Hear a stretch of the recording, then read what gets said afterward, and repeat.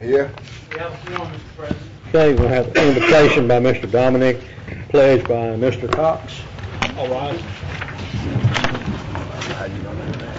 Bow our head, please. Dear Lord, thank you for allowing us to be here today. Watch over and protect us. Forgive us our many sins, and forgive us our failures and faults. And be with our citizens and residents of our great parish, and just continue to pray for our administration, and ask that you'll be with each and every one of us. In your precious holy name we pray. Amen. Amen. Would everyone please face the flag, render the proper salute, and repeat after me. I pledge allegiance to the flag of the United States of America and to the republic for which it stands, one nation, under God, indivisible, with liberty and justice for all.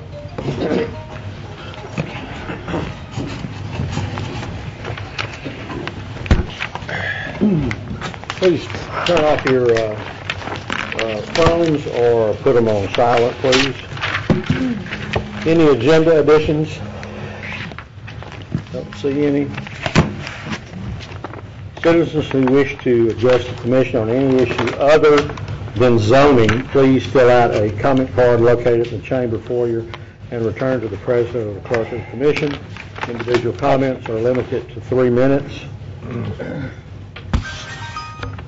Citizens who wish to address the commission on matters relative to public hearings will be limited to a cumulative total of 15 minutes each for or against an issue. Okay. Those who wish to speak or make a presentation are asked to select their speakers and address the points they wish considered with that limitation in mind.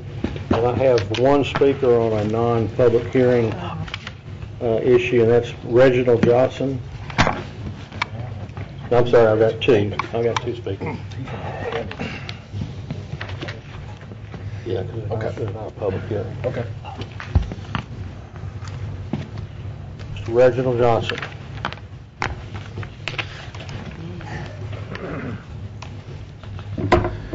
Good afternoon, Commissioners.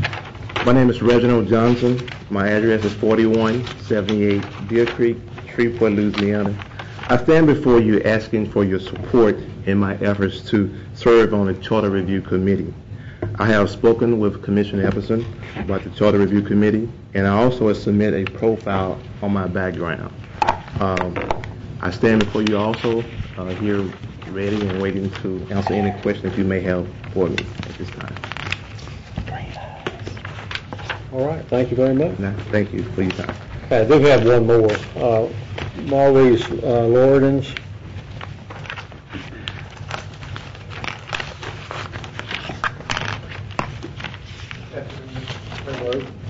I'm Maurice Lordens. I've already addressed this commission.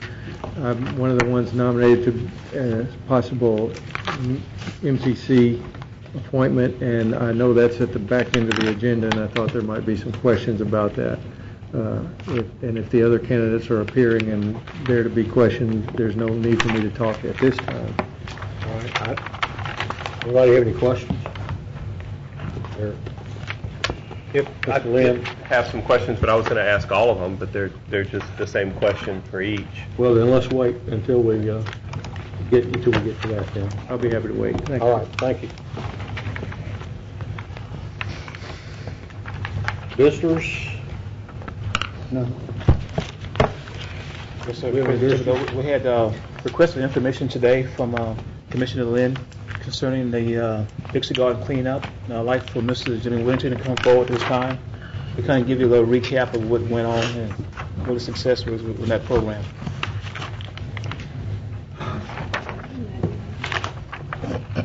Afternoon, Commissioners.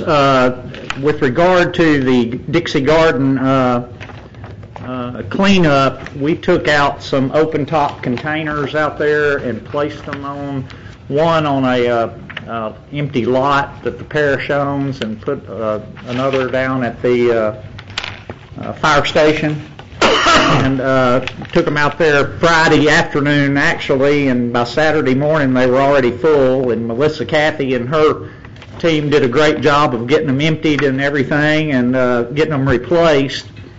And for the total from Friday afternoon through the end of Saturday, the Dixie Garden people, we collected 20,060 pounds of trash, Man. That's 5 big containers loads. We collected 4,920 pounds of recyclable metal, and we also collected 41 tires. So it was a very successful cleanup operation. I did. Mr. Lynn, were you finished? Yes, sir. I'm cute. But you're welcome to go first. I was glad you see the snakes and water monsters out there. We went out there. We just brought the cans out there, and the people brought the stuff to the cans. Pretty safe to get out there and clean up, huh? Okay. I'm assuming. What we had happen, we had a neighborhood cleanup outside of the parish. Carolyn Griffin organized this, and they pulled scrap metal out of the bayous along Dixie Garden with the snakes and the water moccasins and the spiders and everything else out there. But the neighbors did all the work themselves, and just a neighborhood bonding experience, and it was old, young, black, white, everybody came out and cleaned up their own yard.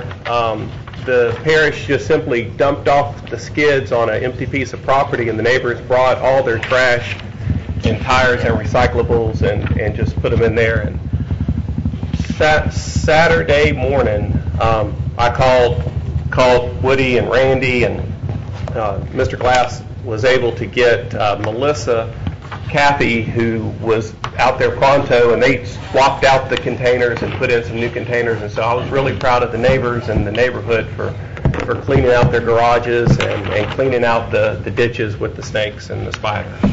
Anyway, thank you. That's all, Mr. President. Mr. Jefferson? Yes, sir. Not to be outdone, the Timberline Homeowners Association had its 5th annual spring cleanup on April the 7th. The parish brought out 2 open top dumpsters, one on Friday, I think by 3 o'clock, and it was full before nightfall, and they brought out another one Saturday. Also, the Deer Creek neighborhood participated also. And I might add, that's our 5th annual spring neighborhood cleanup. We didn't measure the tonnage, but we had 3. So that shows that I guess after those 5 years, we're getting a lot more cleaner. So, and the neighbors also participated and did the majority, all the work also.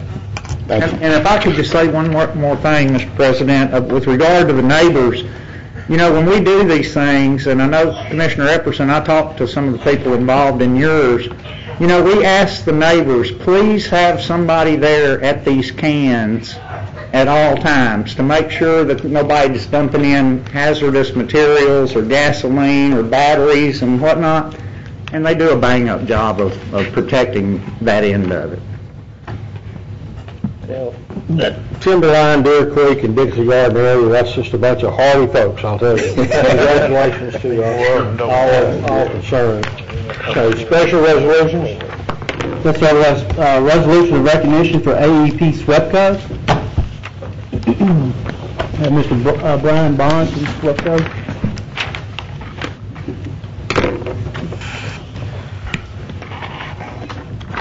Good afternoon. How are you? I'd like to join me in reading of this proclamation, resolution. In the name and by the authority, resolution of recognition to AEP SWEPCO. Whereas it is the desire of the Caddo Parish Commission to give appropriate acknowledgement and recognition to organizations who have rendered invaluable service in its behalf to the citizens of Caddo Parish, and whereas AEP SWEPCO has served the community faithfully and effectively since June 1912, originally providing electric, gas, water, ice, and transportation services. The original Southwestern Gas and Electric Company was the product of a merger between 3 utilities: Shreveport Gas, Electric Light and Power Company, Caddo Gas and Oil Company, and Texarkana Gas and Electric Company. And whereas AEP SWEPCO has always valued its most cherished assets, its customers and employees, they have strived to make sure the citizens of Shreveport and Caddo Parish were helped, whether it was providing quality customer service and power, or working to help those in need of a meal or roof over their head. And whereas AEP SWEPCO's passionate dedication to quality of life issues, public safety, and the welfare of citizens can be traced throughout the company's existence, their commitment to nonprofit organizations, educational partnerships, and economic development efforts run throughout this community and region. These efforts are only a few of the many issues that demonstrates AEP SWEPCO not only backs their commitment monetarily, but is willing to put many personal hours in ensuring they are followed through to the end. SWEPCO employees' love for this community has resonated throughout with their many hours of community service and willingness to provide the citizens of Caddo Parish quality customer service and a quality product in every endeavor. Now therefore be it resolved that the Caddo Parish Commission meeting in legal and regular session convened the 17th day of May, that it does hereby convey its deepest and most sincere expressions of gratitude and appreciation to AEP SWEPCO for the invaluable contributions they have made during their 100 years of service to Caddo Parish Commission. Caddo Parish, excuse me. Signed, Mike Thibodeau, President, Lindora Baker, Vice President, Michael D. Williams, District 3. Move it, Chairman.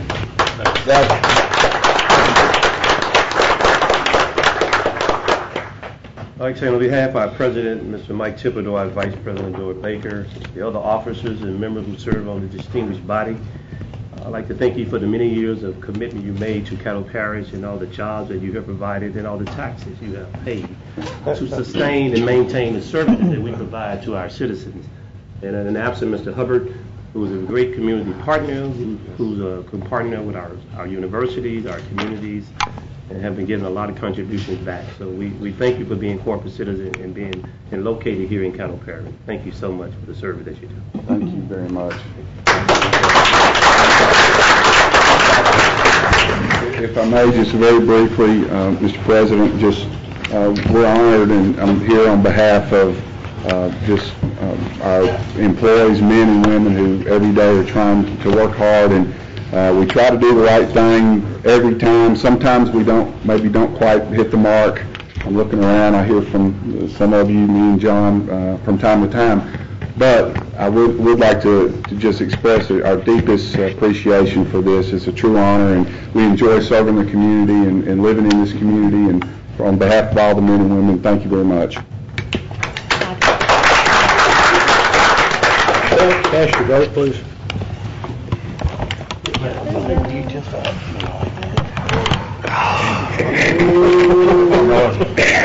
Robert, know it? Little bit. Voted no, Michael. Get my camera out. Okay. All right, resolution of recognition for Ms. Renee W. Davis, Customer Operations Supervisor. You would join me in standing, please. In the name and by the authority of the Caddo Parish Commission, resolution of recognition to Ms. Renee W. Davis.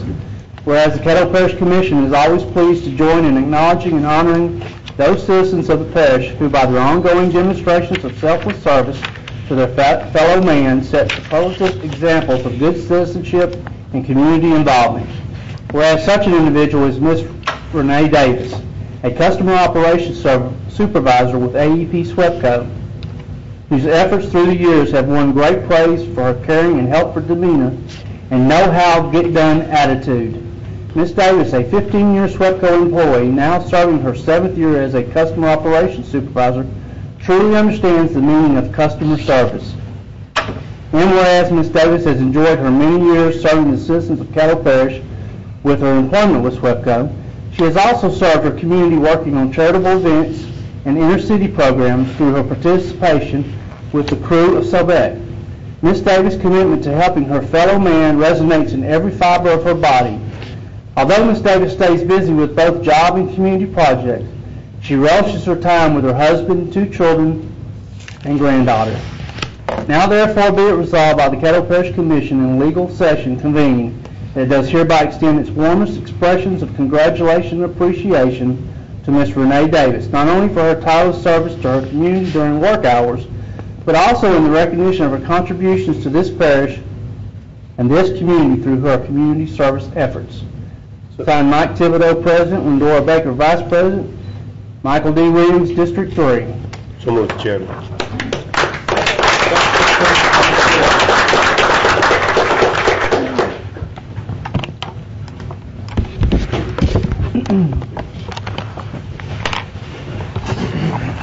Unanimous.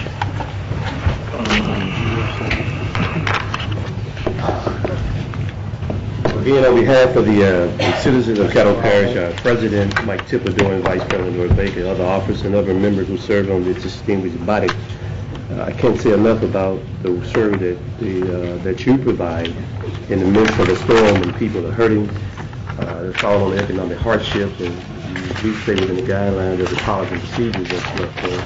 When people are elected about to get cut off, you're very compassionate and show passionate for people that are hurting. I, too, had to use you before. So, on behalf of the good attitude that you bring and your Christian value, not only on the job, but off the job, you have a great personality. And SWEPCO should be proud to have employees like you working for them.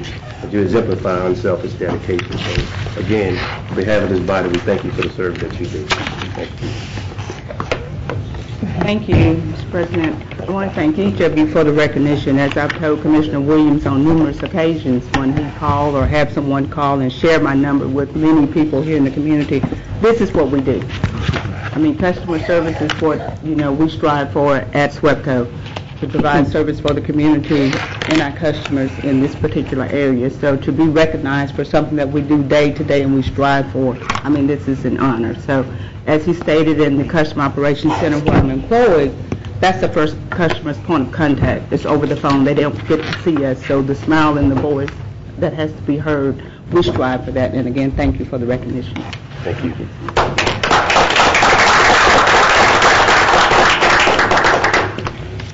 Before we move on to the next resolution, let me go ahead and ask that we move without opposition the next two resolutions and proclamation. And we will vote one time. I don't think we need anybody that'll. Second. Cast your vote, please, and then we can read them.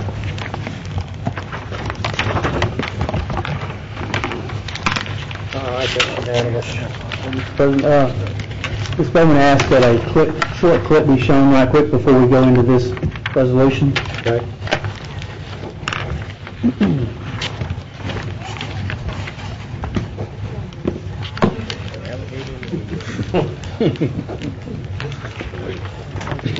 Watch this right here. Thing will die.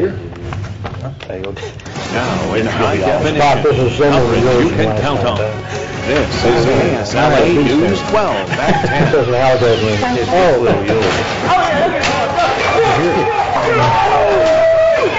All new at 10, a Shreveport police officer wrestles with a 9-foot alligator in the middle of the day in the middle of a neighborhood. Dozens of people gathered to watch this afternoon entertainment. Police got a call from an animal complaint around 6 o'clock tonight near the intersection of Jewella and Hardy in the Queensboro neighborhood. KSLA News 12 videographer Scott Pace shot this amazing story that you'll see only on KSLA News 12. I was walking by and I happened to hear something, it made a big noise, and I looked down, sure enough, it was an alligator. Alligator in the hoop. Quick and fast, but it's kind of scary.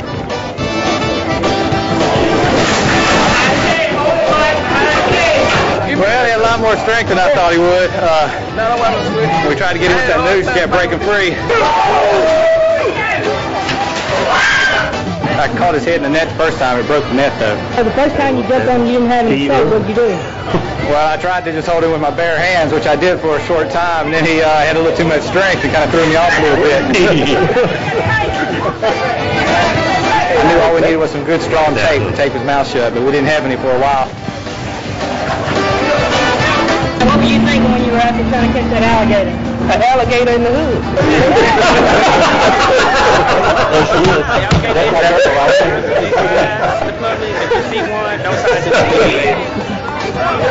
A lot of people have never seen one in real life like this, so it was kind of exciting, then it's kind of rare, so. It's like, oh my goodness. Let's go, baby, let's go.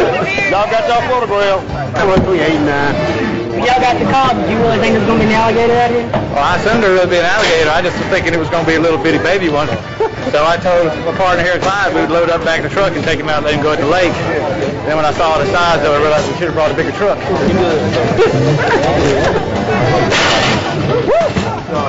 What do you think Dan Cummins of an alligator? Well, we had to take him in alive. He's crazy. Hey, he's about the craziest white boy I ever met in my life.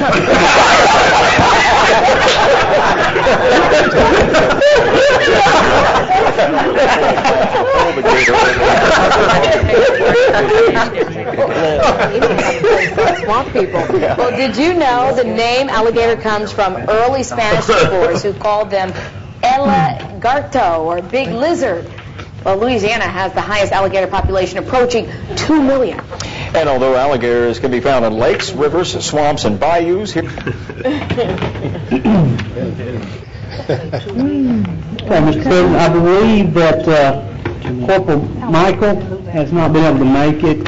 I did talk to his supervisor the other day, and he said he would work to make him available, but something may have come up. If y'all would like to, we can read his at a later time. Okay. May I speak? That won't be necessary. We'll just make sure that he receives it. It was certainly, you know. He deserves it. Certainly he deserves it. But I certainly, you know, do appreciate everything that he did in that community. You know, you have Crocodile Dundee, you have Swamp People, Billy the Exterminator, you have all these folks that we see on reality TV, but this reality was basically in the neighborhood, and at that particular afternoon, and certainly this ditch, if you walk in my backyard to the end of my fence, you look down, and that's where the drainage ditch is. But nevertheless, we had at least 200 or 300 citizens that just gathered around, and it wasn't because of some tragic event. It was the excitement that was there. It was parents bringing their little ones who stood by and watched, because so many of them have never seen a real alligator that close up. So that was quite a bit of excitement. And I certainly wanted to tell Officer Barn that I was standing there watching him get on the back of that alligator, and he was holding him down, and he bucked him off, and I mean, everybody kind of went, whoa, and then all it was, he jumped back on him and was holding him down, and of course he asked Cyrus to go and get some tape, and you could see on the video that she ran to get the tape, and they, of course, wrapped his mouth, and you know, that was the end of that, but it was quite a bit of excitement in my community. Exciting for me as well. Ms. Bowman, that'd be a nice neighborhood watch gator. That'd be pretty good. Due to the unfortunate death of one of the proponents on the swamp earlier this week, I think we need to contact Officer Brad and have him audition for that position. Good idea. I don't think he wants to live out there. We do have Iris Ashton and Brandon Mims with us today. If they'd like to come up, we'll read their resolution commendation.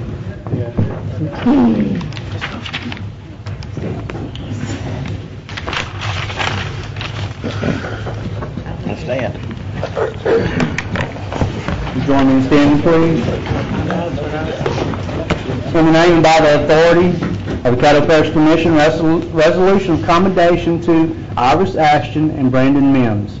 Whereas the Caddo Parish Commission desires to give appropriate recognition to those men and women of Caddo Parish who serve and protect the community on a daily basis, and who, in doing so, reflect favorably and positively upon themselves, their families, and all the citizens of this parish.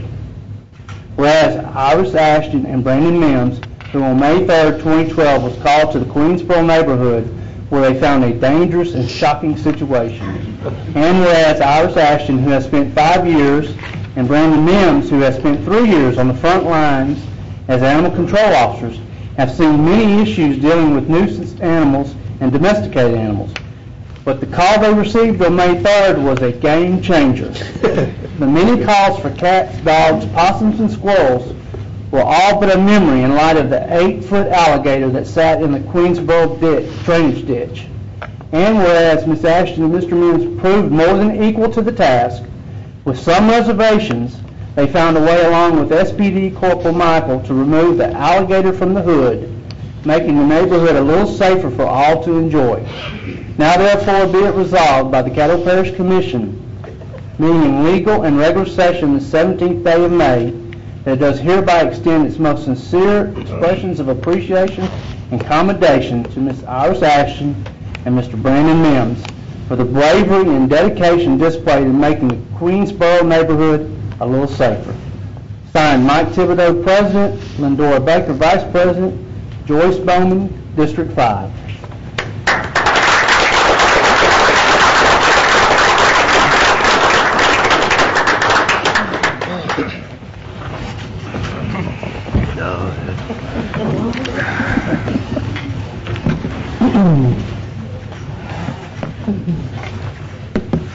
You do it again?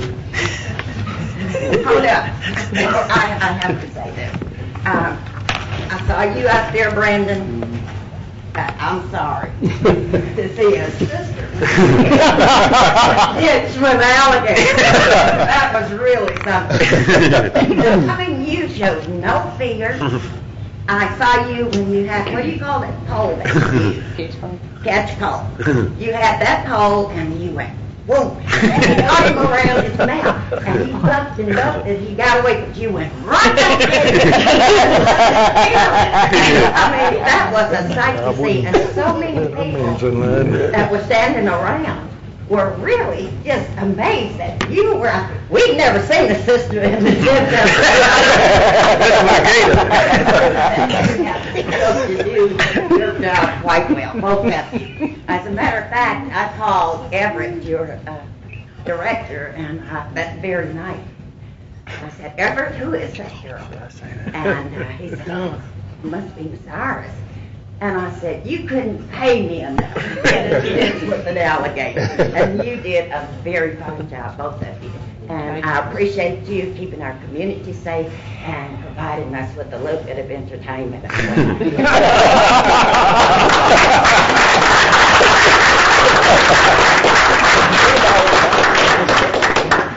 Hang on. Mr. Cox? I just want to know who got the tail. That's some good eating. That's all you ever think about.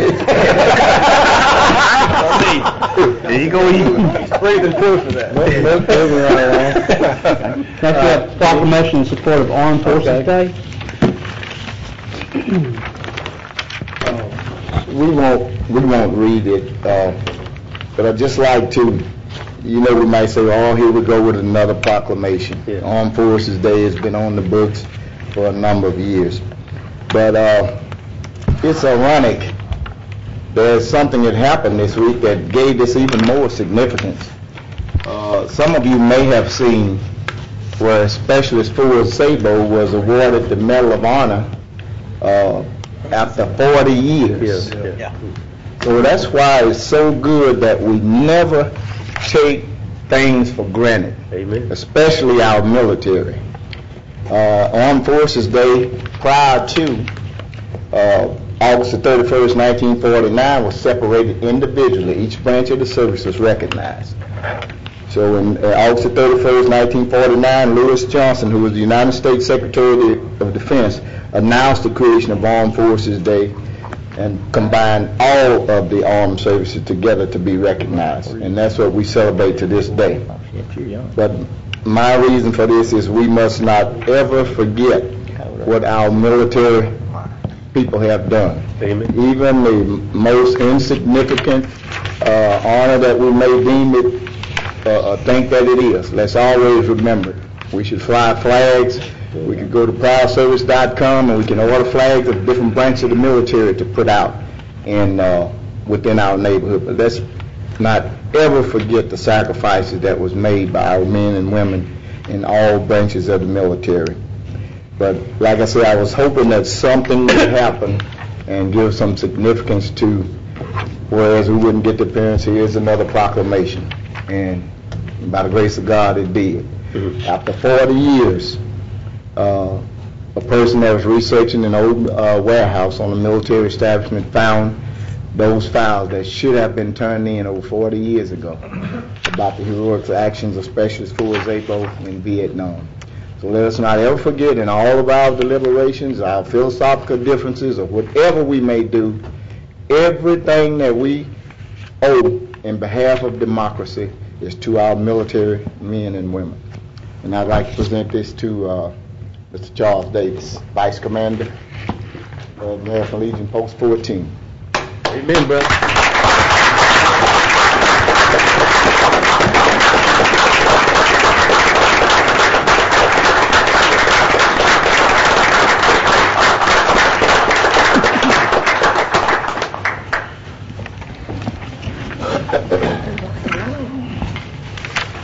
We need to...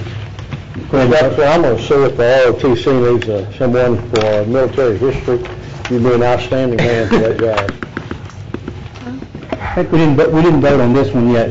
Yeah, I think we did. Yeah, we got Get all three of them? Yeah. All right. All right, next. All right, any communiques, committee reports? Mr. Epperson?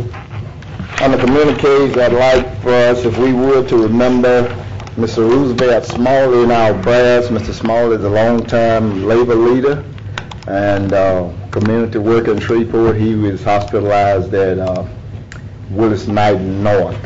He was in ICU. He has been blessed to have been moved to a private room upon Monday, so we ask that we remember Mr. Roosevelt Smalley in our prayers and ask for a speedy recovery. That's all I have. All right, Mr. Cox? There will be a policy and procedures meeting directly after our next meeting on June 7th. So if you're on that policy and procedures, just be prepared to stay a little bit longer.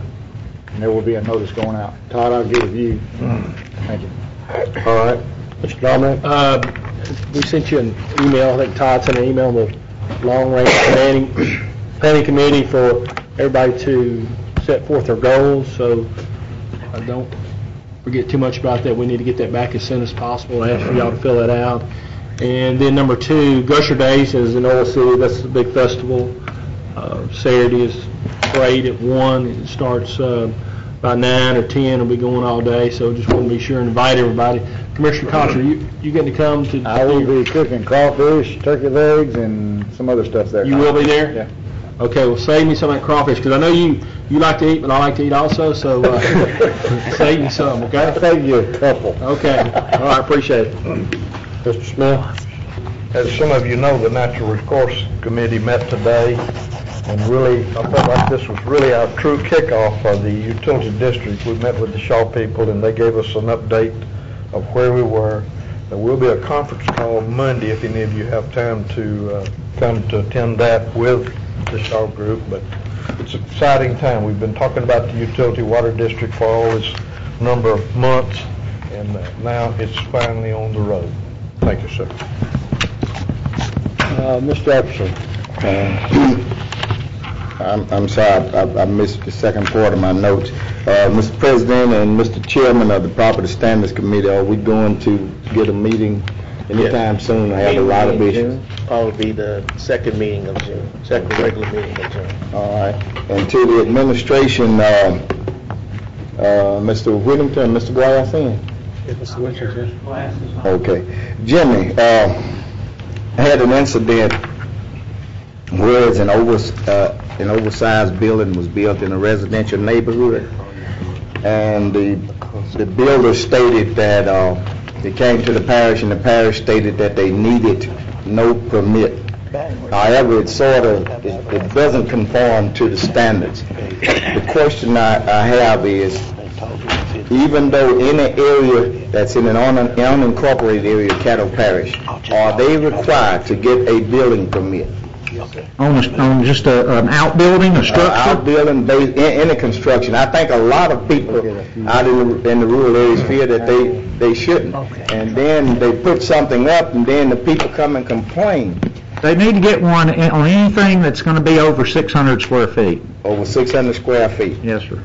Okay. Yeah, with power and plumbing. Okay. they have Because this building is up, I think it's over that square footage, and now we see that he's running the power to it. However, I spoke with Mr. Clark, and he said he's come and gotten the permit, but it's basically after the fact, with, after the community got sort of riled up. Mr. Is that on McMichael's? Yes. Yes, sir, we're familiar with that. We've met with the individual. He has come back and received his permit.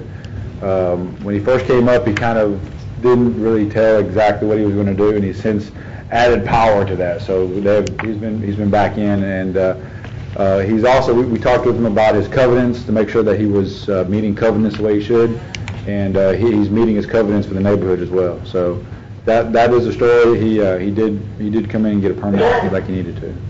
Okay. Well, that's my hope, and I think we can resolve some of these issues in the proper standards. And I'll be checking with legal to see if there are some things that we might put in place, because this is when you got nice developed subdivisions. Some people say, well, I moved out here where I can do anything I want. But you out there with, $250,000, $300,000, $400,000 homes, it's just not fair to do those things. And I think we need to get a handle on that and make sure that it's understood among all the residents and all the citizens, the contractors, relationship between the MPC and our office also, so these things can be resolved in the future. Okay, thank you. Let's see. House Bill number 717, Mr. Grubbs. I was looking at the committee hearing on that on video, and they stated that they had a copy of a letter from the Caddo Parish Commission supporting that particular bill. May I have a copy of that, because I had not seen it. I want to make sure. Did it come from you, or did it come from Todd? Did you do a letter, Todd? No. It probably came from me, but I'm not too good on the numbers, Commissioner. What is 717? House Bill 717. I think it's dividing up the Margaritaville Riverboat funds among several entities. And yes, sir. I can get you a copy. Could I get that? Could you have Kathy get that to me now, please? Yes, sir. Okay. That's all I have, sir. Okay. I was up there next. I don't know what happened. Mr. Wilson, I know one of the commissioners, I don't remember which one, had asked you to write a letter to Living Word Academy to get our money back after they felt that we had, and which you did write the letter, and I noticed they have written us back. Yes, sir. And part of it says that we apologize for misunderstandings, but we want to keep the money. Yes, sir, that's right. I just want to be sure that publicly we say there were no misunderstandings. And the individual who came up here and told us that because we did not give them what they thought that we should give them, that he was insulted, that we did give him the $10,000. I just want to be sure everybody understands that there were no misunderstandings. And I'm disappointed to see that individual who made the accusation and was all upset got his secretary to write the letter and get her to sign it. He didn't even have the gall to sign it himself. So, I want to put that in the record. Ms. Lynch. Yes, there were a couple of things. I'm looking one at a letter that Mr. Wilson sent to Commissioner Cox regarding the request made by the Housing Authority. Yes, ma'am. To extend, I would really like to have them come before a committee of the commission to discuss this. Is that's why he's one of those things? Okay. And then the other is on the LCDBG, 2 grants that we put in, and I was pretty confident we were going to get the money. And I guess the state, if anybody's been keeping up with what's going on down there, they're not going to fund the 2 projects that we have that we submitted, even though I think we had about 5 different projects under consideration. But those particular 2, are, at least one of them I know has been waiting for quite a long time. And, we've not been in a posture of depending on the federal government or the state government to do anything for Caddo Parish, or our citizens. That's what they pay taxes for us to take care of their needs. And so I had sent an email to everybody making a suggestion on possibly finding a way to fund those two projects. Even though I know the state said if we have some money left over, if we find some more money, we may look at doing it, or you could resubmit for next year. But next year we're going to have more people that need. I mean, we picked 2 out of, I think, 5 that applied to start with. So I would just like, I'm not sure which committee, Mr. President, us to look at possibly funding these 2 projects and not waiting on the state to find some money from somewhere, which is highly, highly unlikely at this point. And I don't think next year is going to be really any different based on the information that I'm getting from down there. So, thank you. Mr. Cox? One thing that Mr. Epperson was talking about as far as property standards and stuff like that, Mr. Smith and I went to a few meetings over the last few years, especially the ones that were in Bossier about zoning, different zones for different standards, and that's something that I would like the Caddo Parish Commission to look at. We pushed it a couple of years ago and really didn't go anywhere, but if you're willing to work with it in your spare time, maybe one afternoon we can get together and we can show you what we learned from Bossier. It'll open up your eyes. So. I will, because we need some teeth in those measures, because getting a lot of flack from people that's trying to maintain some nice properties out there now. Thank you, Mr. President. Mr. Epperson? Let me see what I do with my note. Oh, yes, on the issue of the grants. Okay, once we put in a grant, say if there were 7 grants, right, Doug? And you were, there was a lot of grants. There were, we were number 9, and they took 7 because of the cutback from the LCDBG grant that were cut. Okay. They took the top 7, and there is a possibility that one of those 7 may not be funded, that something could happen.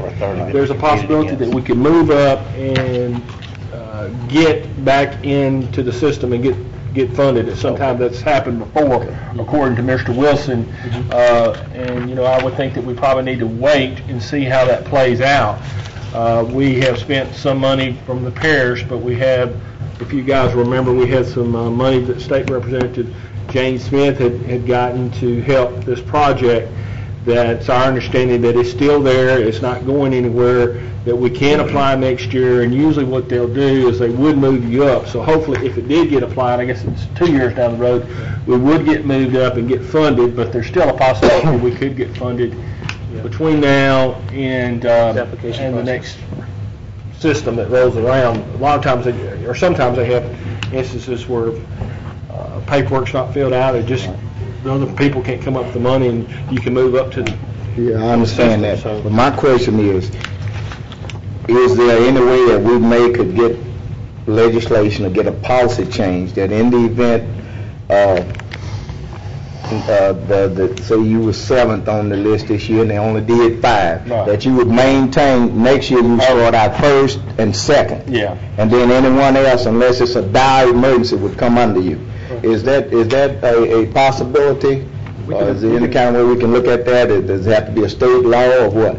I just don't think it's fair that you have to start all over if you don't. You know what I mean? Yeah, I understand. So I think we need to look at, see if we can get some legislation to maintain those positions, because those people have crossed all the I's and dotted all the T's and have their needs emphasized. Right. And then everyone else will just come under. Right. It's a state law from that's something you can research. Yes, so we will. But I think it's a state program, state law, but we can inquire to see if that's feasible or not. Right. And we'll get back with let you know what they say on that one.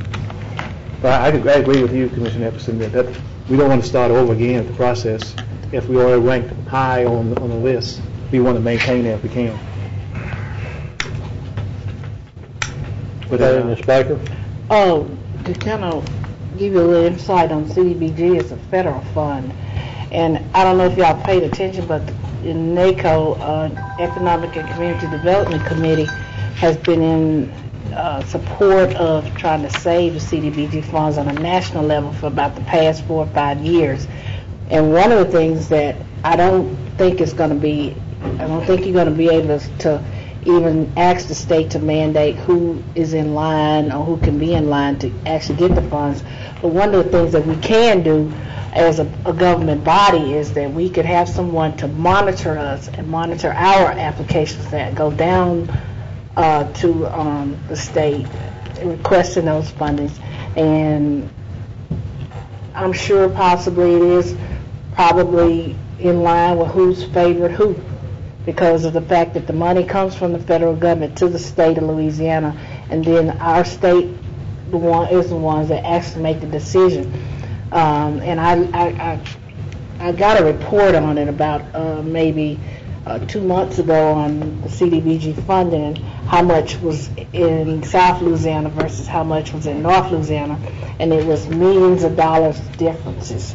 So what I'm saying is that it would be very feasible for us to look at, when we send in applications for CDBG funding, it's for us to have someone to actually monitor our grant and monitor and make sure that we are first got all of our T's crossed and our I's dotted, and make sure that we are in line to receive the funding because we followed all the guidelines that we need to follow, and that we're able to get the funding. But as far as mandating in line of who gets what, that's federal funding, and I don't know if you'll be able to do that.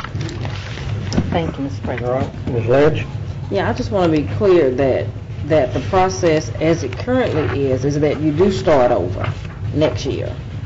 And secondly, I just want to be clear, and Doug, are you saying that there's a possibility that those two projects could move up this year? Or are you saying the next legislative session? Before the next time to apply, we can move up. Which is when? It's not money. We did move up. That's next year in 2013, yeah. right? We did move up because we had a project in Mr. Smith's district that was submitted previously that didn't get funded. Right. Then monies became available, and they notified us saying that project will be funded, and it was funded. Right. So, and it didn't come at the time that you will submit the application. It was a year before. So there's a possibility that something might happen, if monies become available, some project drops out, then the next person on the list gets the funding. But that project, our funding, the project they did fund was like $200,000 per project. Ours was $784,000 project. So that being said, we were ranked number 7. So hopefully number 9. That will put us in. They did the first 7, so that will put us in contention to get some of the money if we're it comes available. Number 7. We're number 9. We were number 9. And they took the top 7. We had 2. Yeah, we had 2. What happened with the other one? Well, it was, I guess, number 9 and 10. It didn't get funded. No, I understand, but I'm saying, where was it ranked? Right behind it. Right behind 9. So we have position 9 and 10? Yes, ma'am. So there's 8 is ahead of us. Right. Yes, that is right. That's correct.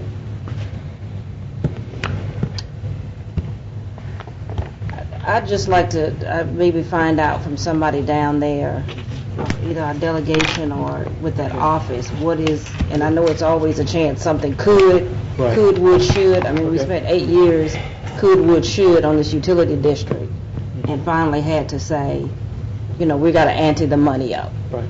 Because it's our responsibility to our citizens first. And, I'm all for, trying to get grant money and trying to get the state to give us our fair share up here in Northwest Louisiana. But our obligation is to the folks that pay the taxes here in Caddo Parish. It's our responsibility to take care of them first. Whether the state does or the federal government does or not. And I just feel strongly about that. And it's a hurry up and wait process.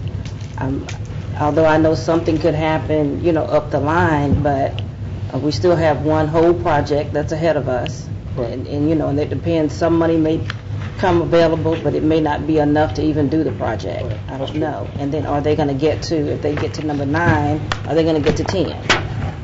and both of them are worthwhile projects. And then we have other projects that we didn't do that are waiting in the wings. And so, to keep the process moving, I just think we need to really, really be looking at trying to take care of our citizens. So, thank you. Mr. Robertson. In light of the federal government being involved, let's strongly research and see if there's anything we can do with the federal government also.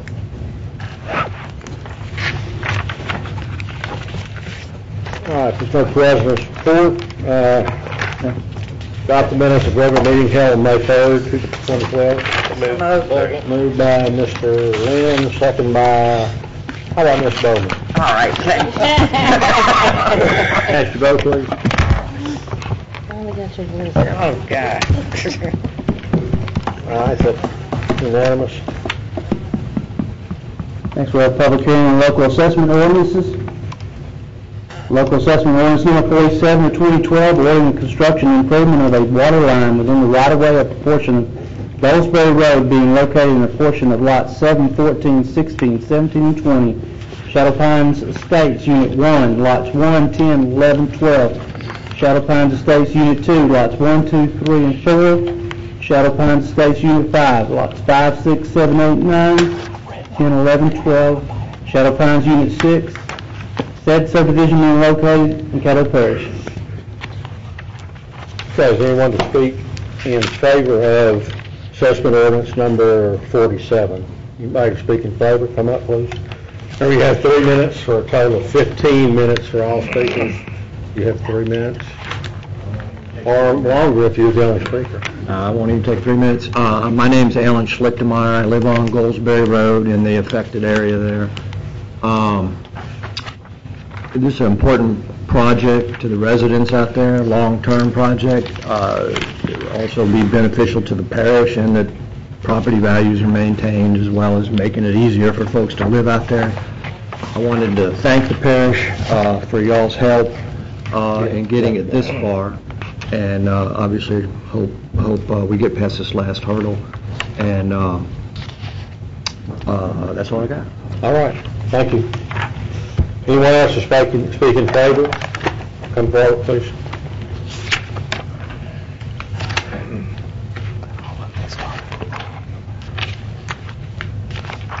My name is Wayne Mason. I live at 10454 Goldsberry Road. I don't want a water line, but we need one. The aquifer is very, very low, and folks, we'll be running dry this time next year if we don't get a water line. Thank you. Thank you. Anyone else in favor?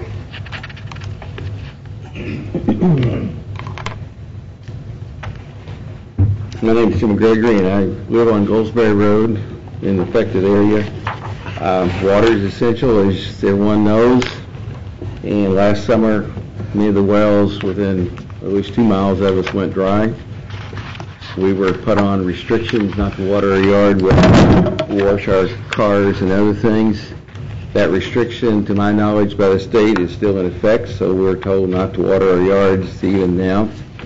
And droughts recycle. As I understand the aquifer, it does not recharge very rapidly. In fact, it may not recharge at all, at least not in our lifetime. So the problem will not go away. When the drought reoccurs, we expect it to occur again.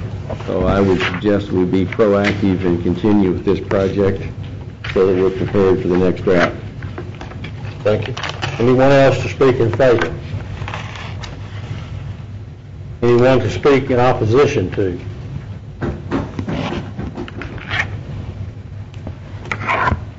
Afternoon, Commissioner. Thank you for allowing me to address you. I am also a resident of Goldsberry Road. I live at 10696 Goldsberry Road. Your name, please? David Romero, I'm sorry. And on the opposite side of just with many of the other residents. And it's sort of a raw issue, so I don't really want to get into anything other than just legalities, and we'll speak to that. I did pass out a pamphlet for all of you to look at. And as resolution goes, under Exhibit A is what was mailed to us, which was just read to us in lots that were affected. And I think as I move to Exhibit B, which is the revised statute 3822. You have amended this and passed it on November 17th, as by the minutes shown in here. And quickly moving along to Resolution 3382, Exhibit C. It states, I have a highlight in yellow, that you must have a 60% passage to make this illegal by law from this ordinance. Also could be made some comments on if it improves or benefits other areas. While by the sure passage of this line going across Harris and up by Goldsberry, the affected streets on each side could benefit because they're not sharing the cost bringing it up if they want to extend to that portion of the neighborhood also. And with respect to building this to city code, if I'm understanding it has to be built to city code, the fire hydrants would actually help lower fire rate on some of those lots that are not affected.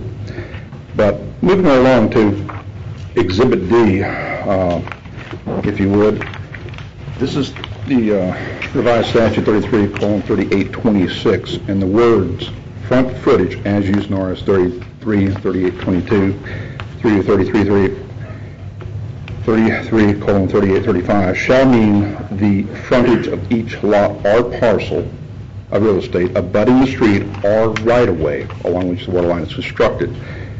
And the word shall is pretty strong. There's law. It means it must apply. So if I move along to E, right behind that, this is the map that was sent to us. The red line on top is the 24-inch water main. And I did go up and see Mr. Whittington in the office and talk to Mr. Ward several times and Mr. Ali Mustafa. And this is proposed right-of-way. There's no dispute of where it's going to run. The dispute, I think, is the way they're applying the law to the lots. We started with 23 lots in November. It went down to 21 who were excluded. By sheer law of Exhibit D, it says you shall mean the footage of each lot or parcel of real estate abutting the street or right-of-way along which the water line is constructed. 2 lots need to be added, and Exhibit F is a compilation of the block, the assessor's block book, which is pretty tiny. I did bring the big ones if anybody wants to verify the footage. I do have them in hand.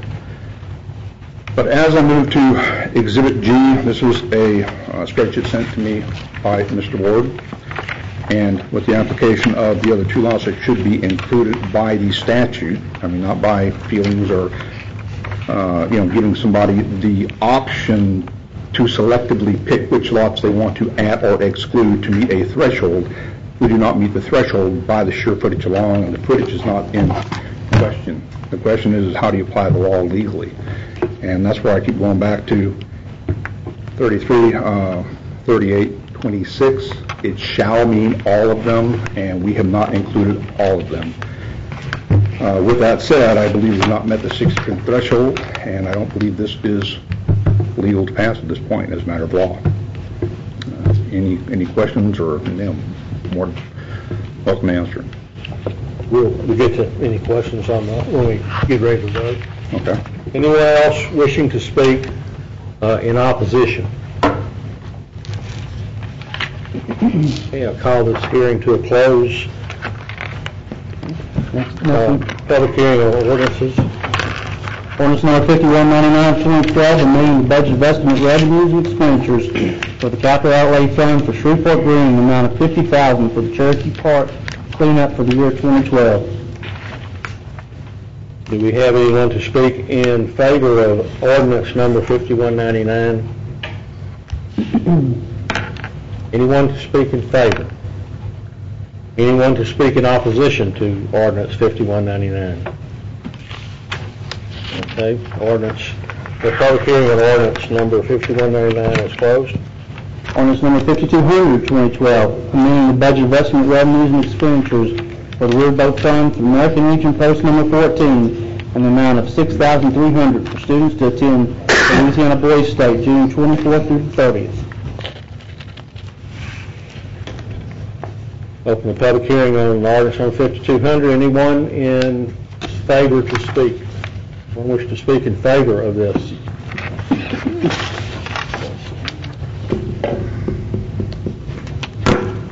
Well, I had the opportunity to address you before.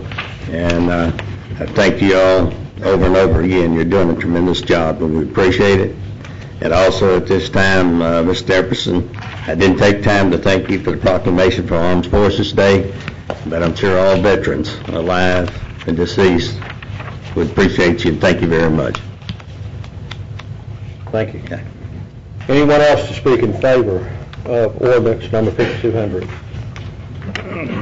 Anyone to speak in opposition to ordinance 5200? The public hearing on ordinance 5200 is closed. I'll close the public hearing on ordinances. Local assessment ordinance for final passage. Local assessment ordinance number 47-2012, awarding the construction and improvement of the water line within the right-of-way of a portion of Goldsberry Road being located in a portion of said lots in Caddo Parish. So moved. Moved by the chair. Second. Second by Mr. Dominic. I do have a couple comments. We just received what Mr. Romero was talking about right before the meeting, and I did not have an opportunity to really take a look at it, but I have given it to our attorney who had not received a copy of it, and I wanted to know if you saw anything in there that you felt would cause us a need to delay this, or that we're not actually not legal in what we're trying to do. Mr. President, Mr. Romero's obviously done his homework, and we have studied this proposition or this proposal, particularly with regard to that there are two lots that the water line is going to go down, that we don't think that the commission will be able to conclude or being improved by this project because they already receive city water through the water line that goes down the other side of their house. And so an issue came up as to whether, for the purpose of allocation of cost or apportionment of cost, you include that front footage or not. And we made a determination that you did not. But what I would like to suggest is this. I need to sit down with the public works people and go over this petition again and get satisfied myself that it meets a 60% requirement. And what Mr. Romero said about the law is clearly correct. The question is, factually, is he correct? And I can't make that determination in the middle of a commission meeting. So it's my recommendation that the commission postpone this ordinance for 2 weeks so we can go through this information and make a determination. If the other alternative the commission would have is I guess you could go ahead and adopt the ordinance, but with the assurance from me that the administration will not do anything to move forward on this if you do adopt it until we've made this determination. And if the determination is that there is a deficiency, we bring that back to you at your next meeting. All right, Mr. Dominic, you were the second. Do you have anything? I have nothing further. I mean, Mr. Escudé?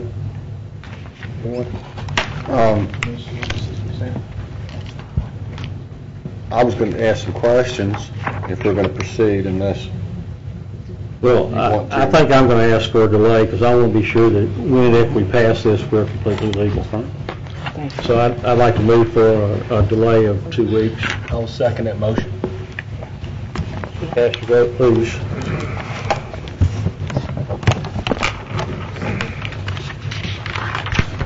All right.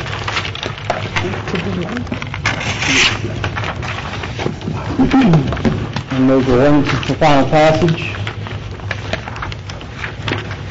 Ordinance number 5199 of 2012, amending the budget of estimate revenues and expenditures for the capital outlay fund for Shreveport Green, an amount of $50,000 for the Cherokee Park cleanup for the year 2012. So moved, Chair. Second by Mr. Williams, second by Mr. Everson.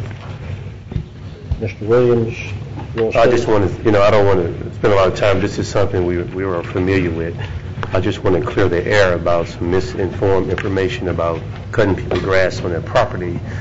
That never was the intent. My intent was to try to add some rescue relief for the citizens in that particular area, because I feel that the city of Shreveport has neglected the people in that area, not providing the type of service that they should provide for the citizens in there, because one of the things government is responsibility to promote and protect the health and general welfare and the public safety of citizens when they see a catastrophic situation or their lives in danger or the environment has caused havoc on the people in that area. We asked that because of legal concerns, what was a better way to facilitate that? We asked Shreveport Green to help facilitate and ensure that the people that are affected will be the people by the water only in that particular area. So I'm asking my colleagues to, as a one-time funding effort, to bring some relief to the citizens in that area. There's a very diverse community, mixed income, people, black, white, young and old, and children. There's serious environmental problems within that area several months ago. You have a lot of senior citizens and children playing in that area. We got mosquitoes. There are also dead fish. There are nutrient rats. There are snakes. And I hate to see that someone may get affected, may get bit, and cause someone to die. And I'm not the one to be reactive. I want to be proactive in trying to protect the citizens in that area. So hopefully that we don't misinform the public on what we're doing. I applaud the efforts that are done in Dixie and Commissioner Ken Epperson area. We are trying to get to that area in this particular area. This is something been long overdue for several years. It have grown and look like a jungle. And unfortunately, when you got children and senior citizens, black, white, young, and old, something catastrophic can happen. What motivated me was when I was running for that area and I saw a senior citizen out with a hoe trying to kill a nutrient rat. So hopefully that we won't delay this anymore and ask for relief for those people in that area. Thank you. Mr. Epperson, you the second? No, I don't have anything, sir. All right. I believe Mr. Escalade was were you trying to get on the board? Yeah, this machine, this new fancy stuff's messed up. That's not working. Oh, it's not working? It keeps putting Epperson All right. in queue. Raise your hand and Ms. Baker or Ms. Conley. Mr. Escalade, we have you next. Yeah, I've got a few questions before we proceed. I believe Ms. Curtis with Shreveport Green is here. Would she come up, please?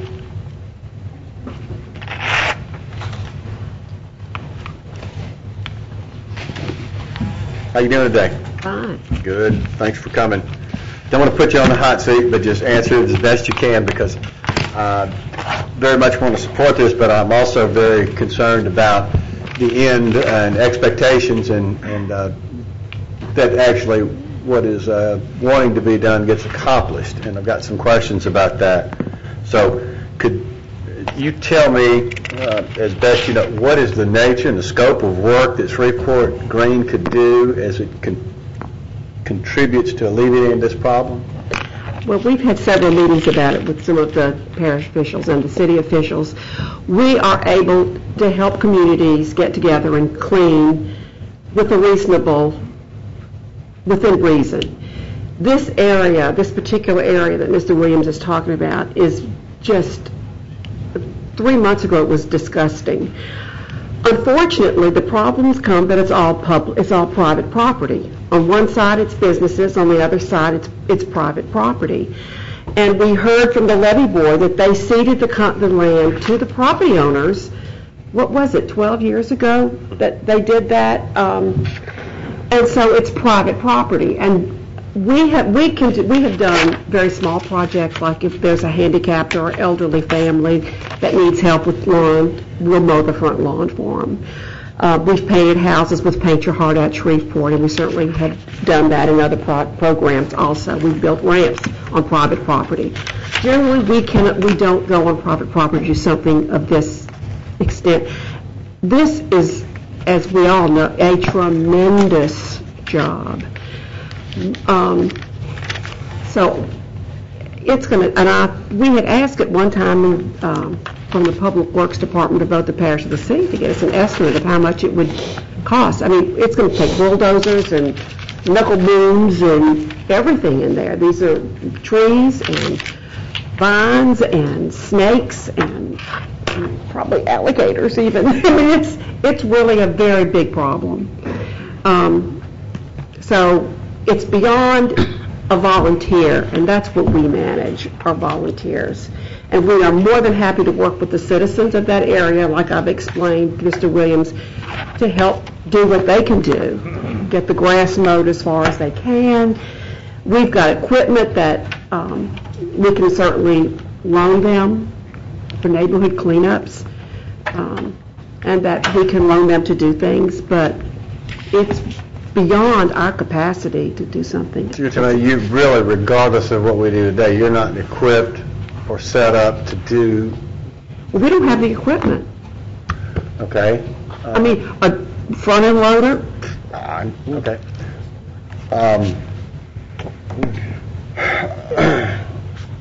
So basically, as you're set up, you could do a general cleanup, but the trees, the big overgrown shrubs and all that would still remain? Is that what you're saying? Yes. I mean, yes, and we could not do that. What I'm trying to get at is if we do this today, we're going to really, I'm concerned about burdening you with something you can't accomplish. Would that be true, a true statement, that we would be tasking you? I think that's wrong. Pardon me? Go ahead. It's beyond our extent right now, because we're we don't have any engaging the equipment. wrong organization to get this done, or in your opinion, is that... I'm just asking. I mean, you know, the worst thing I want to do is set you up to fail. It's going to have to be a commercial firm to get out there and do a lot of that. I would think. We've never done anything to this extent before that much, without the help of the city or the parish, with the equipment. Okay.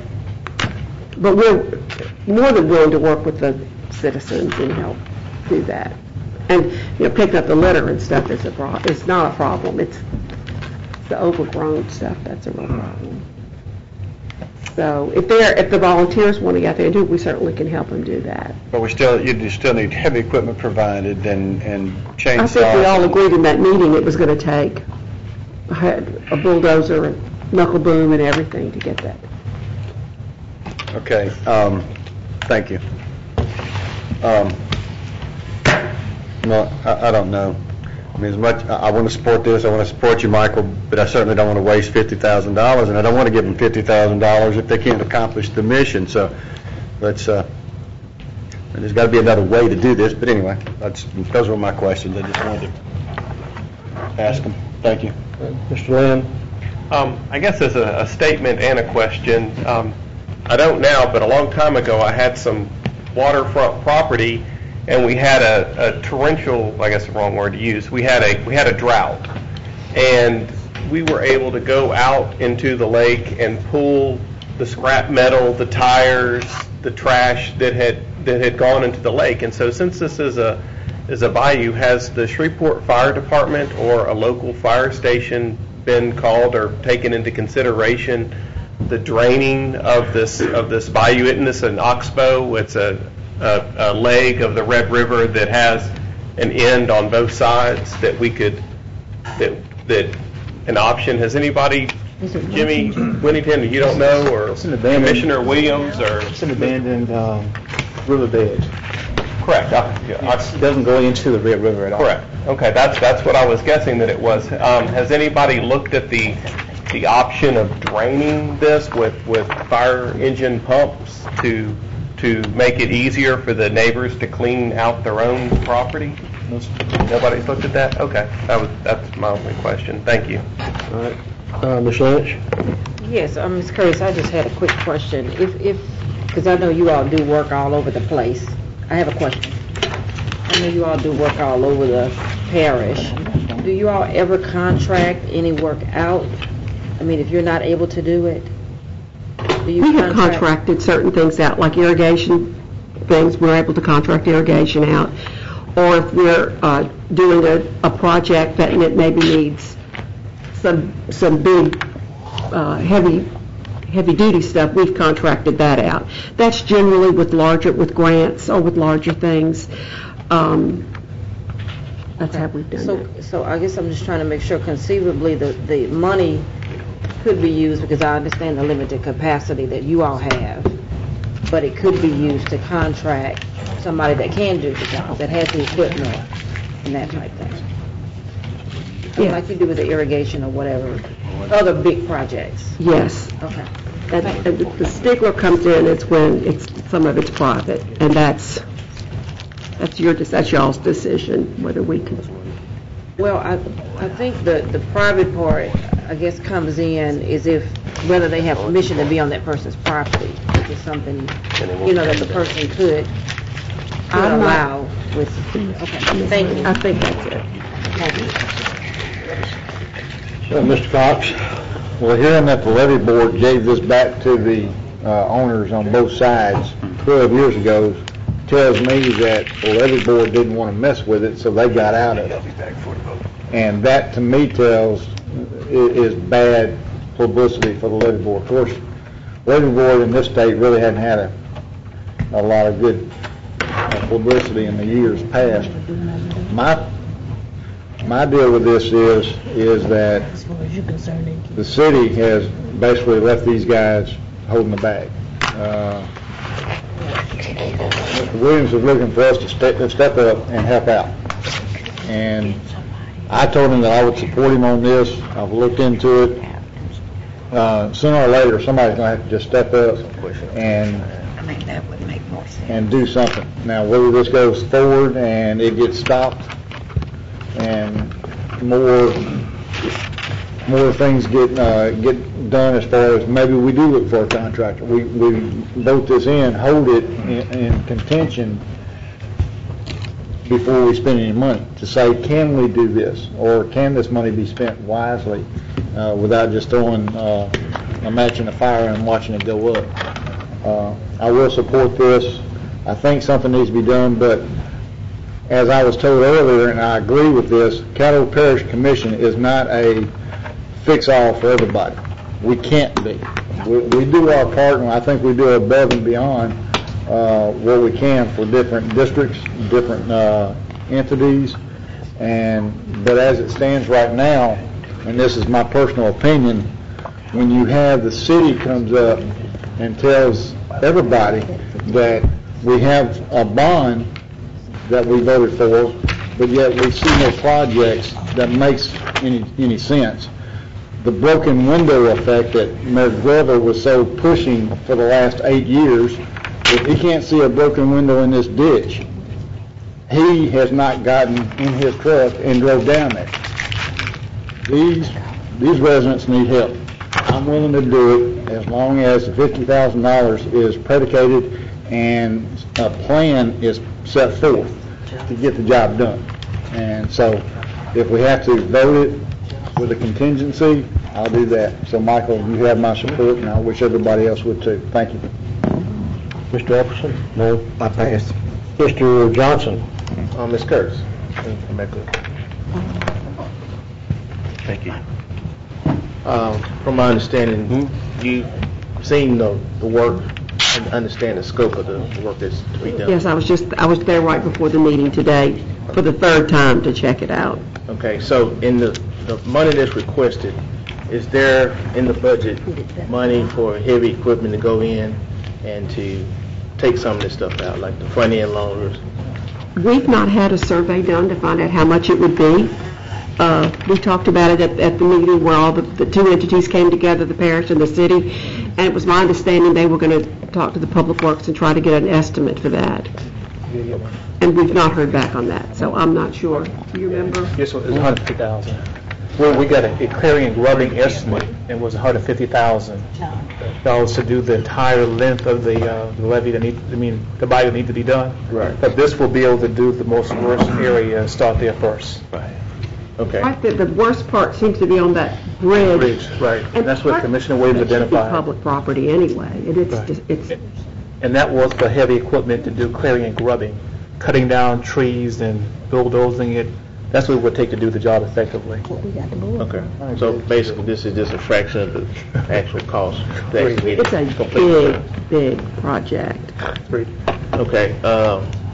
I think the other question that's kind of got me puzzled, we keep talking about private property all the time, and this coming weekend is Paint Your Heart Out, and so people will be actually on people's private property painting their house, and they've also done some landscaping work too as well, I think, of power washing and cleaning out some areas around people's houses. Is there some type of waiver that the property owner could sign off on to allow this equipment to come on to actually do the work? Yes, Well, sir. I'm assuming- Yes. Okay. That's what we do when we have to go and do right-of-ways and easements. We get permission for a temporary easement on their property. Then once the work is done, that goes away. Okay, so basically, if a homeowner or property owner does not want to sign a waiver, Then we can't get on the property. bypass their Right. particular lot. That's And correct. if they do sign it, we can actually go and do the cleaning. Okay. Right. That's fine. That's correct. Thank you, Ms. Gertz. Ms. Baker, Call for the question. vote to call for the question.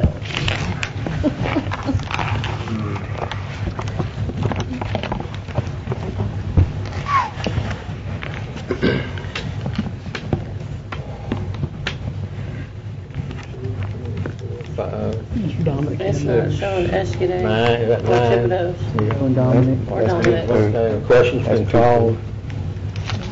That passes.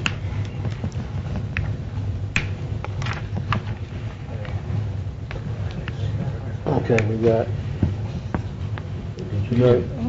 Now we vote on the motion. I vote no. Okay. Talk, I did too. Well, this stuff's not working. This is ridiculous. It's eight. Sure. Well, wait a minute, we would have 1, 2, 3. Two-thirds. Still Eight. passed. Still calling the question. All right, it's cleared and vote on the motion. We have a problem, want to do a hand vote, Mr. President? Let's see if it works one more time. Let's try it again. If I see an error, we'll do a voice vote. We're voting on the motion now, right? Voting on the motion. Dominic's isn't showing. There it is. Mr. Smith, okay. Also. And it's not up on anywhere where it passed or failed, so. Can you tell me what the vote was? There it is. 8-4. 8-4. Smith. In favor? 8 in favor, 4 against. All right.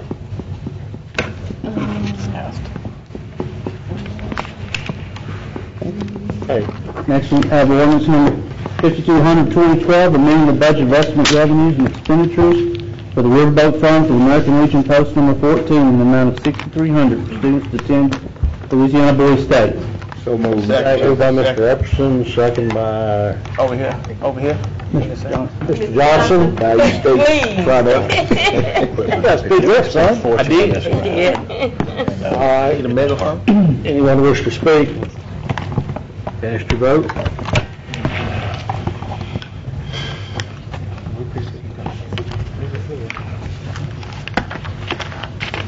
That's unanimous. Next we move to local assessment ordinances, introduction by title. Local assessment ordinance number 48-2012, ordering the construction and improvement of the water line within the right-of-way of a portion of Split Oak and Green Oak Drive being located in the portion of lots 7, 8, 9, 10, 11, 12, 14, 21, 22, 23, and 24, while up subdivision unit 4, subdivision located in Caddo Parish.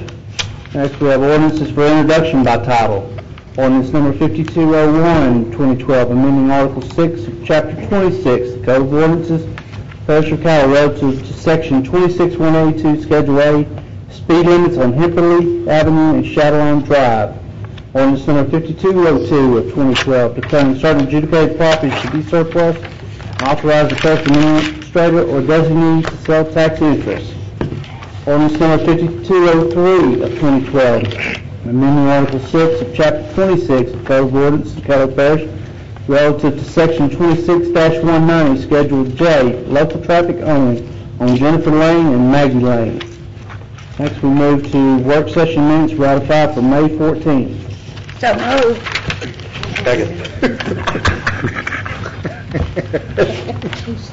That moved by Mr. Dolman. Second by Mr. Williams. Cast your vote, please.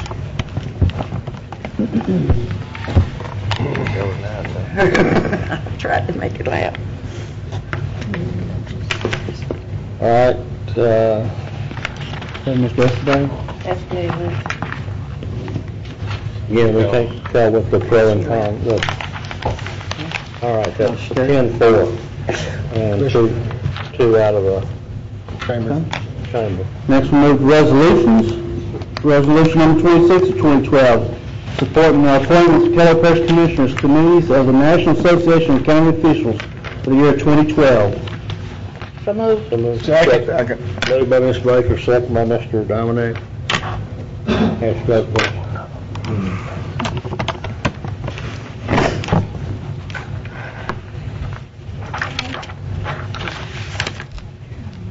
I voted yes. Okay, that's 11. That's 12-0. One out. 11. 11's She's Oh, out. one Definitely out, out. okay. 10-1 then. Next, we have resolution number 27. 11-0. Resolution number 27 of 2012, to authorize the Caddo Parish Administrator to consent to the annexation of certain right-of-way within the Parish of Caddo. So moved. Second. Moved by the chair, second by Ms. Baker. Dominic? I talked to Mr. Grubb, since I'm the city attorney of Morrisburg, I felt that I may have a conflict, so I'll be not voting, but if anybody's got any questions, feel free to ask. I do know that it's not Mr. Whitty can ask any questions. It's a road that was dedicated to the public, but it's not a parish maintained road. Ask your vote, please.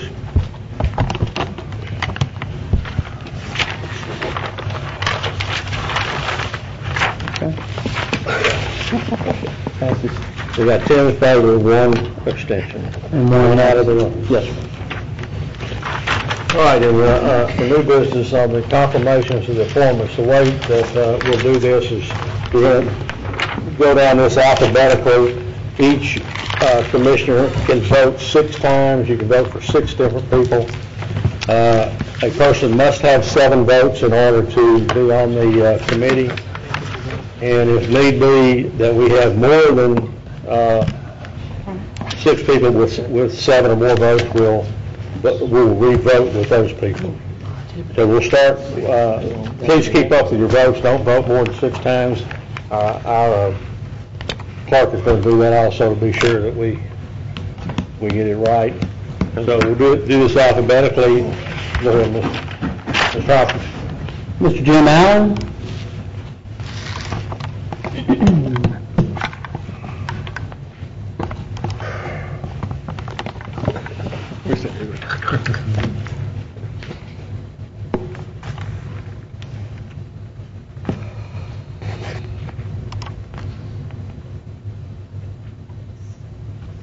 All right, that's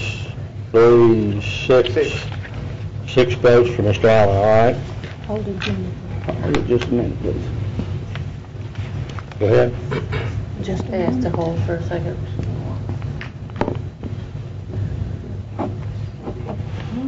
Since we have 1 out of the room, is 6 votes enough? No, you gotta have 7. Take 7. You have to have 7 because it's an ordinance, okay. All right. Next, we have Dr. Raymond Hicks. Right, you only vote yes if you're voting.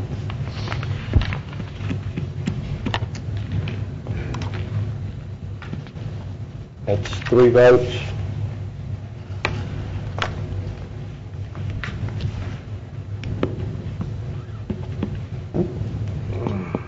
Next, we have Mr. Stephen Jackson.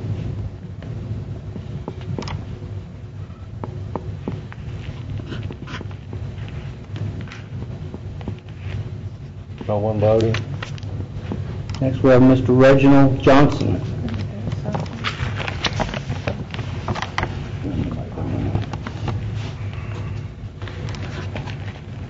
Okay, Mr. Johnson isn't appointed. 11-0. Mr. Johnson. Mr. Kenneth Kraft.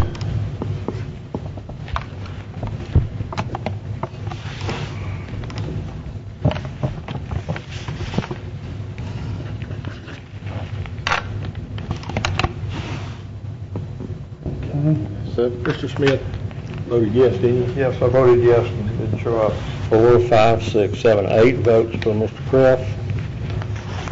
All right. Hold just a second, please.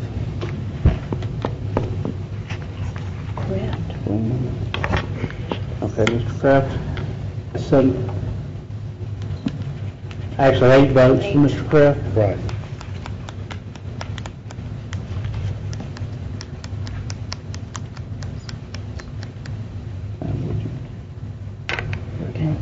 Okay, Mr. Dan Malone.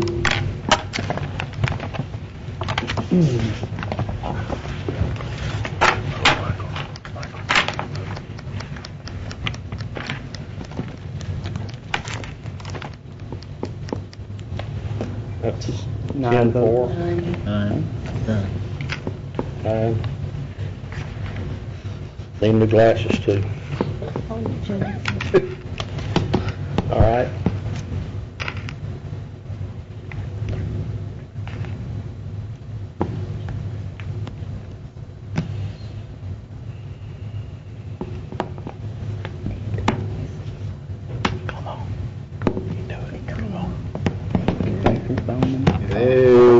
Wonderful technology. J. Johnson, William, Smith, Williams. Waiting for the, be sure that. Next, we'll move to Mark Mullen.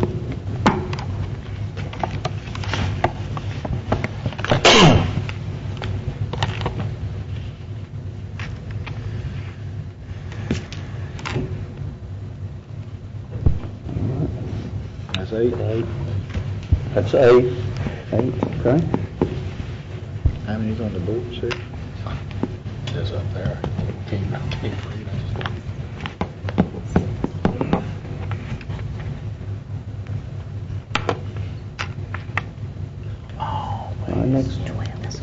Next we'll move to Mr. Dr. Philip Pennywell.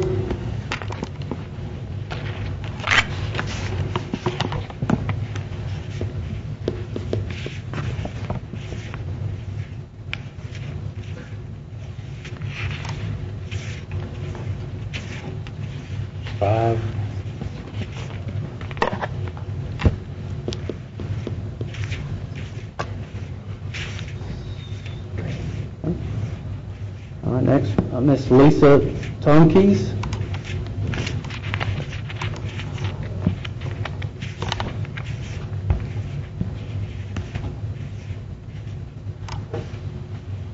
Two. Next we'll move to Mr. Shante Wells. She sold them out.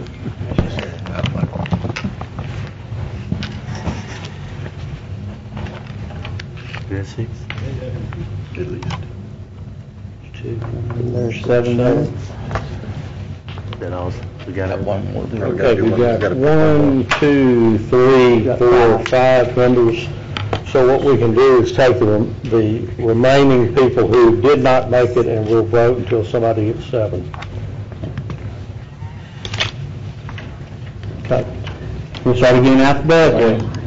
Mr. Jim Allen. Yeah, you still only have 1 vote this time around.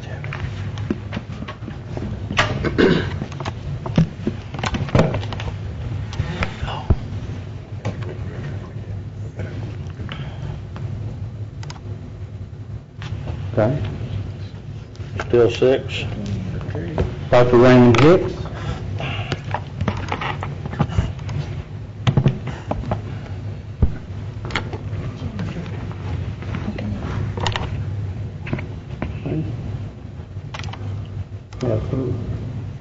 Four. Mr. Stephen Jackson.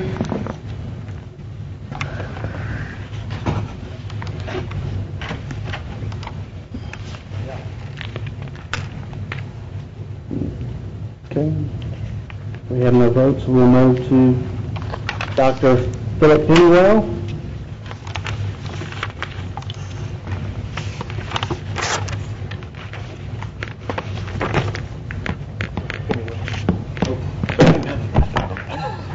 Well, it doesn't matter.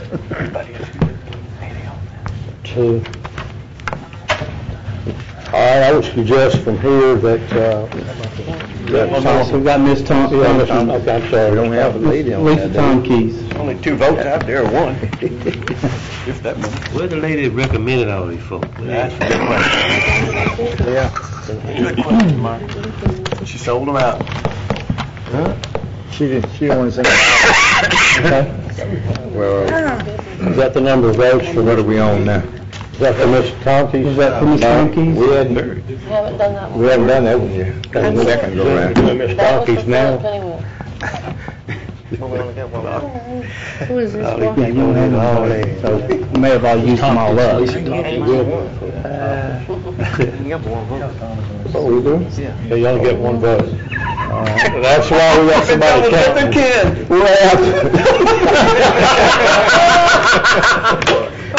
Kenny's I'd like to make a motion that we draw lots on the remaining. Would that be permissible? No. You voted more than once, so we're all voting on it. Between Allen and Hicks, Six got win. they got 6 and 4. No, we gotta have 7 votes, so let's vote again. Let's vote another time. We've got Allen, Hicks, Just vote Jackson. Alan. We got a good group there. Allen, Hicks, Jackson, I'm Jackson. Yeah, Mr. Jackson, Pennywell, Tompkins. and Tompkins. He's a prick. So do we want to start over with Right, we'll get those that, Jim Allen? again, one vote, please. Mr. Jim Allen? He heard you the first time. That's why I have somebody keeping tab. Come on, somebody step up, we're gonna get all night. Is that it? Well, ain't nobody else can win. There's no point in keeping voting. That's true, because there's only 6 votes left. 5 votes left. 5, because one out, so no one else can win. Can't you just do between the 2 highest ones? Well, Does it have to be 6? Yeah, I'm talking about 6 appointees. Yeah, there's, yeah. that's what the charter calls for. Otherwise, we would have each appointed one, and we wouldn't be going through all Do this. between the 2 highest numbers. Anybody have any objection between going between the 2 highest that are left? Which is who? Would be Allen and, Pennywell. Allen and, is it Hicks? No, it's Pennywell. Pennywell, Allen and Pennywell. I don't know. Anybody have any objections to that? No. Go ahead if you do. Put them both on there. No. Yeah. No, we have the charter. no vote. Okay, Get a those, charter without the people. okay, those, again, you only have one vote, please. Mr. Allen. Mr. Jim Allen. Okay. If he gets 6. And Dr. Mr. Pennywell will be 6, no, 5. Wouldn't meet that. We got to take this up at the next meeting, because we ain't getting nowhere. Come on. May I make a suggestion? That we keep the 5 that made it the first time around, and then next meeting vote again with Mr. Allen and Dr. Pennywell being the 2 candidates. I second, Mr. President. Who are the 5? I mean, I got 4. We got Reginald Johnson, Kenneth Kraft, Danny Danny Malone, Mark Malone, and Shante Wells. I was out of chamber, I'm sorry. Okay. So we will re-vote on Mr. Allen and Dr. Pennywell at our next meeting. Okay. Right. All right. That was the motion. That's the motion. Made, seconded, we need to discuss Second by it. Mr. Epperson. I want to discuss it. All right. Mr. Escalade. That's fine with me. I think we're going to end up at the same place next meeting. I think since we're going to do it again, we just soon see if maybe we got enough couple of some more fresh meat, so to speak, so they can have themselves raked over the coals, if they're willing. We let them show up. That's just a suggestion, but, you know. Mr. Cox. Beyond my better judgment, if you'll have one more vote, you'll have a, because I don't want to do this again. Let's just get it done, and I'll vote for. Well, we got a motion on the floor, so that motion is going to have to fail in order to vote again. Okay. Well, withdraw your second. Unless anybody objects to our voting one more time. Would anybody object to our voting on those 2 people one more It's already on time? the floor. It's already on the floor. You can't just throw it out. You can withdraw Well, your the person who made the motion can. You can. I'll withdraw my second. How would that be? All right, and I withdraw my motion. Got a date, so y'all need So now we're going to vote one more time. I'm dressed up. Mr. Allen and Dr. Pennywell. David. All those in favor of Mr. Allen, cast your vote, please. For who? Mr. Allen. Only vote one time. One time. Yeah. You should do it, John. That's like a kidney stone, man. Thank you. I just passed it. Yeah, I just passed it. Well, that means two people changed their mind. Okay, let's vote on that. All right, the next one is confirmation for appointment to the MPC. Once again, we'll call these out alphabetically, and you get a total of one vote. Here they come. Okay. You know, we gotta That's what it is. Mr. Eddie Haskell. Michael Hicks?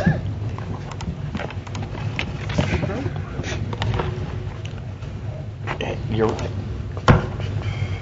All right, that's 4 votes. Mr. Maurice Lorbans? You're going again.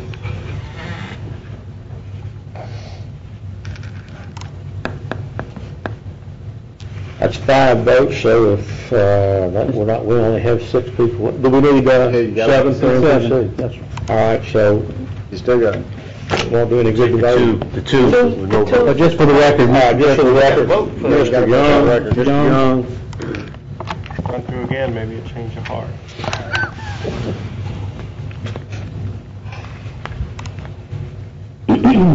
He gets 6. what's 6? All right, let's take the top 2, Mr. Young and Mr. Hicks. okay.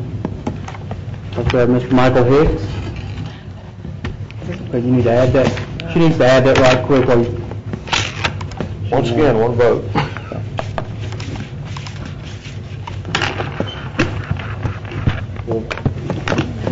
Mr. Everson, you do have a machine next to you. This isn't the state legislature. We're probably doing something No. We're not voting yet, Well, nothing. We used all our spots up. They had 12. What we doing?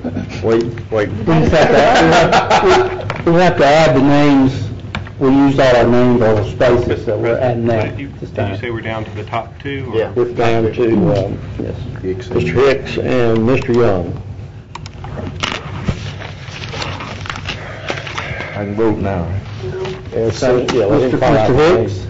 Okay, now, Mr. Hicks.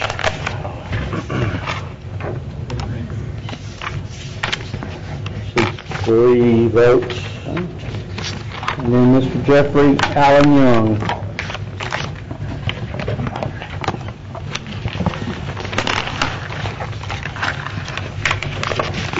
All right. Move for adjournment. Second. Welcome to the shooting gallery.